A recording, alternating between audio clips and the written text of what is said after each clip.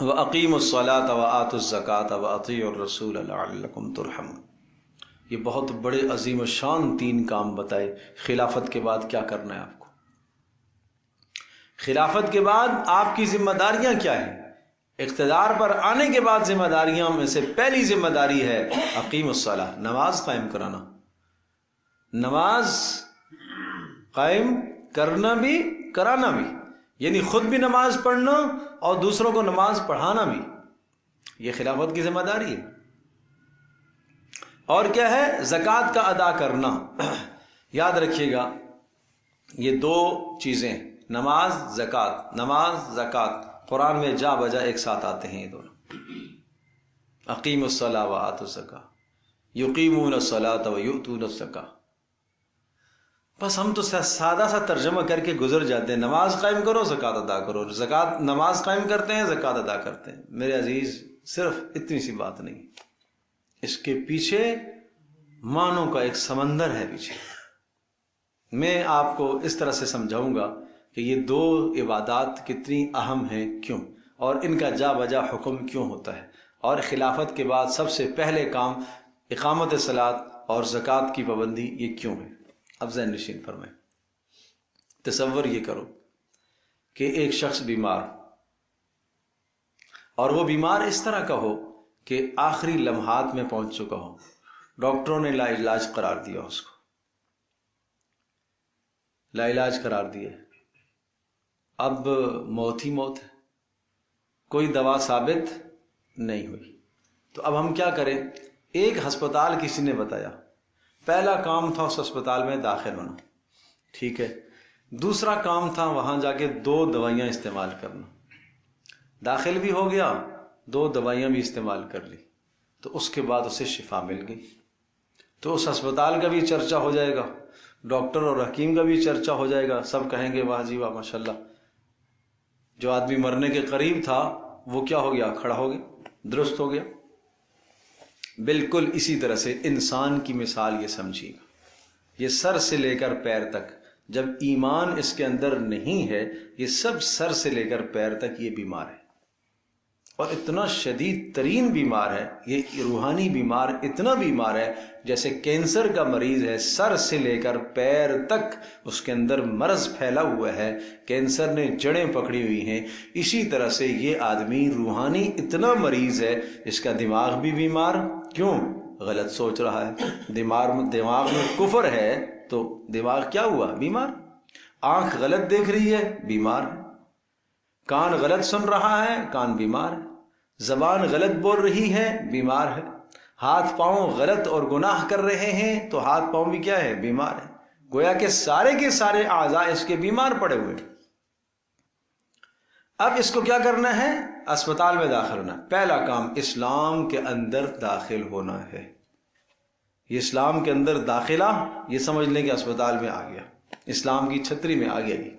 اب 2 دوائیں ہیں اس کے لیے، 2 دوائیں، نماز اور زکوٰۃ۔ یہ بڑی خوب 2 دوائیں۔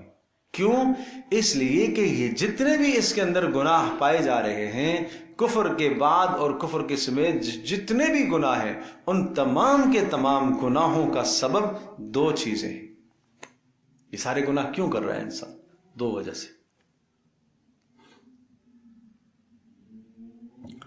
نمبر 1 حب جاہ، اقتدار کی محبت۔ نمبر 2 حب مال کی محبت۔ مجھے یہ بتائیے ایک دوسرے سے حسد کس بنیاد پر رہتا ہے؟ جاہ ہے نا، جاہ کا مطلب کیا ہے؟ اپنے آپ کو دوسرے سے افضل سمجھنا، بڑا سمجھنے کی اندر طمع، جو ہرس لگی ہوئی ہے، اس کو کیوں یہ مال ملا ہے، مجھے کیوں نہیں ملا، یہ حسد پیدا ہوا، یہ حب جاہ ہے۔ وہ کیوں بڑا بن گیا ہے معاشرے میں، اس کا نام کیوں ہے، میرا کیوں نہیں ہے، یہ کیا ہے؟ حب جاہ، اقتدار، اپنے آپ کو سب سے نرالا لگنا، سب سے، میرا گھر سب سے اچھا ہونا چاہیے، میری گاڑی سب سے اچھی ہونی چاہیے، میرے کپڑے سب سے اچھی ہونی چاہیے، میرے سواری سب سے، یہ کیا چیز ہے؟ یہ حب جاہ ہے۔ تو اس جاہ کو حاصل کرنے کے لیے جائز ناجائز سارے راستے اختیار کرتا ہے. دیکھو ہر آدمی اچھا کھانا منع نہیں، اچھا پینا منع نہیں، اچھا پہننا منع نہیں، لیکن جب یہ اچھا تقابل کی بات آ جاتی ہے تو اب یہ منع ہے. اب اسلام روکتا ہے تقابل نہیں. اسلام تقابل نہیں کرواتا. آپ کو اللہ نے اچھے سے اچھا دیے ٹھیک ہے، نہیں آپ تقابل نہ کرے کہ مجھے اس سے اچھا ہونا ہے، نہیں تقابل نہ. جب یہ تقابل کی بات آئے گی تو یہ حب جاہ کہلائے گا.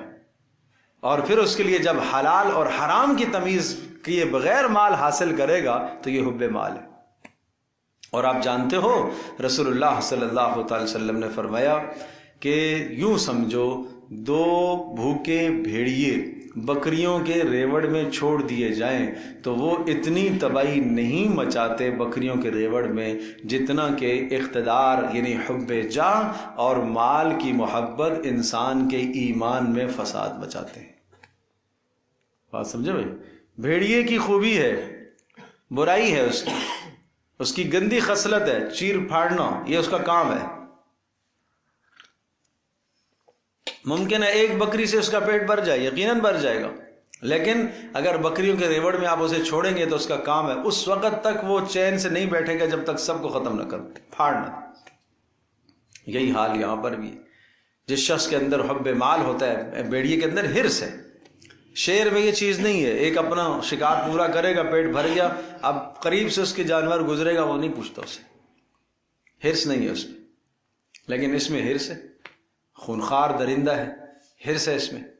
تو اسی طرح سے انسان کے اندر جب بلند ہونے کی ہرس لگتی ہے اور اسی طرح سے اس کے ساتھ ساتھ دوسری چیز عرض کیا مال کی ہرس لگتی ہے تو یہ دو ایسے زہریلے بھیڑیے ہیں انسان کے ایمان کو تباہ کر دیتے ہیں.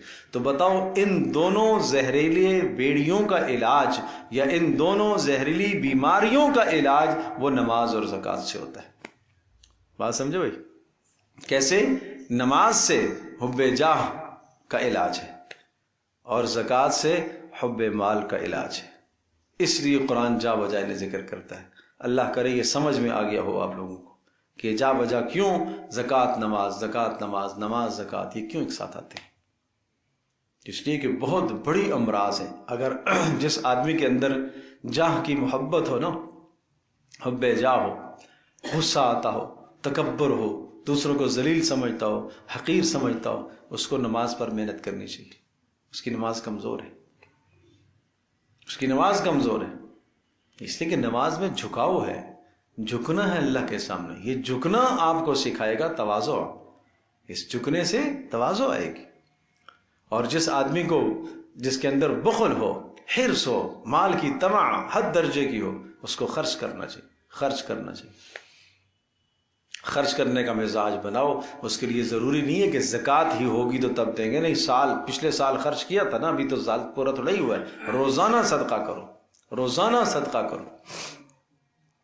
یہ مزاج ہونا چاہیے. تو یہ بات اس لیے آئی ہے اقیموا الصلاۃ وآتوا الزکاۃ واطیعوا الرسول، رسول کی اطاعت کرو لعلکم ترحمون، تاکہ تمہارے پر رحم کیا جائے.